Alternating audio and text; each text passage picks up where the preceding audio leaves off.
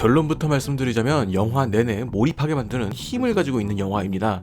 아무래도 미스터리 장르는 추리 장르와 비슷하게 영화를 보는 관객이 그 원인과 해결 방법에 대해서 여러 생각을 하면서 보기 때문에 관객들을 납득시킬 만한 스토리와 개연성을 보여줘야 합니다. 그런 측면에서 본다면 지난번에 개봉한 타겟은 분명 아쉬운 부분이 있었죠.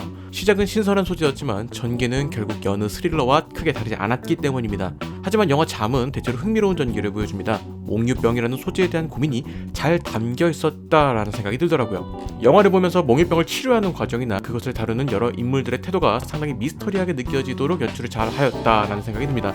자세히 말씀드리면 스포일러가 될 수 있을 것 같은데 여튼 영화는 정확한 정보도 믿음이 안 가도록 부정확한 정보도 그럴싸하도록 여러 정보들이 난입하는 가운데 무엇을 신뢰해야 할지 분간이 안 되도록 여러 정보들이 잘 혼재가 되어 있어서 무엇이 사실이고 무엇이 거짓인지 헷갈리도록 연출을 하였습니다. 그렇기 때문에 정유미 배우가 연기한 수진이나 이선균 배우가 연기한 현수의 결정 모두 납득이 가능하다라는 것이 이 영화의 가장 큰 장점일 겁니다. 실제로 영화 속 어느 부분에서 수진의 결정이 참으로 이해가 안 되기도 했습니다. 하지만 영화를 다 보고 난 뒤에 생각을 해보면 수진이라는 캐릭터는 그럴 수도 있겠다라는 생각이 드는 것이 영화 초반부터 수진이 강조하던 둘이서 해결하자라는 것이 영화 내내 이어지고 있기 때문이죠. 이 영화는 단연 주연 배우인 정유미 배우의 연기가 돋보이는 영화입니다. 사실 영화의 공포가 되는 주요 요인은 이선균 배우가 연기한 현수가 가지고 있는 몽유병입니다. 그렇기 때문에 이선균 배우의 연기에서 얼마나 공포가 느껴지느냐가 영화의 주요 포인트가 될 수도 있겠으나 사실 영화를 보는 관객들에게 그 상황이 얼마나 공포스러운지 느끼게 하는 것은 그것을 목격한 인물의 리액션. 영화에서는 현수의 아내인 수진을 연기한 정유미 배우의 연기가 주요한 것이죠.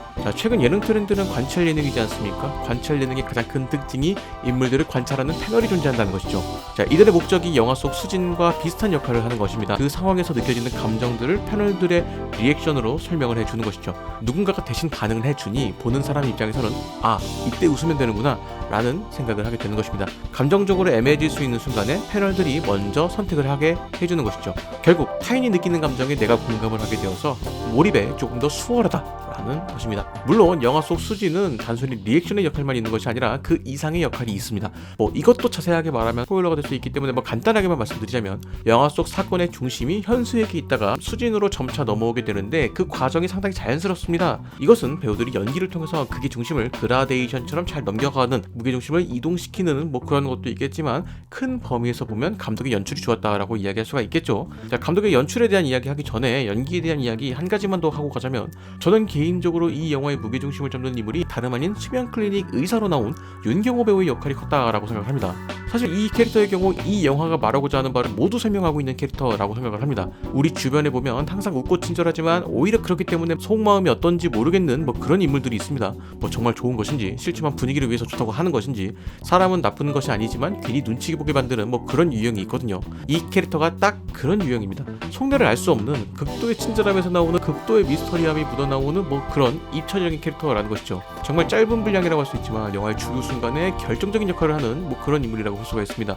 표면적으로 보면 큰 역할을 하는 것이 아닐 수도 있겠지만 영화 이면에 깔려있는 것들을 생각을 해보면 이 역할이 굉장히 중요하다라고 생각을 하거든요. 영화를 아직 안 보셨다면 윤경호 배우의 모습을 좀 유심히 본다면 조금 더 흥미롭게 느끼지 않을까라는 생각이 드네요. 앞서 배우분들의 연기를 주로 칭찬을 했지만 사실 이 영화는 감독이 눈에 띄는 영화입니다. 한국의 미스터리 영화 하면 딱히 떠오르는 영화가 없거든요. 지금 제가 떠오르는 건 GP506 정도 아니면 오컬트 영화인 검은 사제들 이 정도일 것 같은데 그 정도로 한국에서 인상적인 미스터리 영화 보기가 쉽지 않았습니다. 그런데 이 영화가 그 갈증을 어느 정도 해소했다라는 생각이 들더라고요. 미스터리 특유의 긴장감을 유지하면서도 늘어지지 않도록 하는 전개가 상당히 인상적이었다는 것입니다. 사실 이 영화를 다 보고 나서 생각을 해보면 그렇게까지 미스터리한 상황도 아닌 것이 이미 병명이 나와 있지 않습니까? 단순히 몽유병을 치료하기 위한 노력, 이것이 영화의 주된 이야기다라고 볼 수 있는데 이것을 연출의 힘으로 상당히 흥미롭게 그려냈다는 것이죠. 물론 영화 내내 몽유병을 치료하기 위한 노력만 나오는 건 아닙니다. 거기에 영화 전개상 사건의 무게중심이 이동하는 구간이 있는데 그것이 전혀 눈에 띄지 않아서 어느 순간에는 이 영화가 말하고 있는 이야기가 처음에 등장한 이야기가 조금 달라진 듯한 느낌마저 듭니다. 잠이라는 소재를 두고 벌어지는 이야기이지만 그 내용이 완전히 달라진 느낌이라는 것이죠.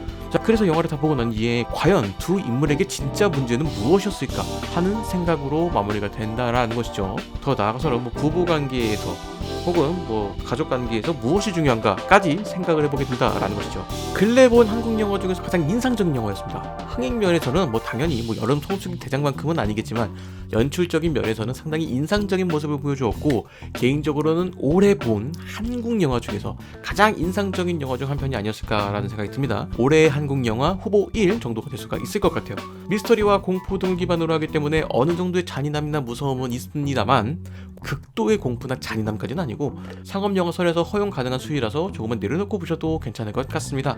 사실 잘 만들어진 공포는 오히려 서서히 은은하게 깔리는 공포죠. 점프 스퀘어를 많이 사용하는 공포는 뭐 공포라고 하기보다는 그냥 놀람이죠. 굳이 따지자면 자극적이기만 한 그런 기법이라고 할 수가 있습니다. 그런 면에서 영화참은 조금은 고급진 공포다 라고 볼 수가 있을 것 같습니다. 자, 여러분들은 영화참 어떻게 보셨나요?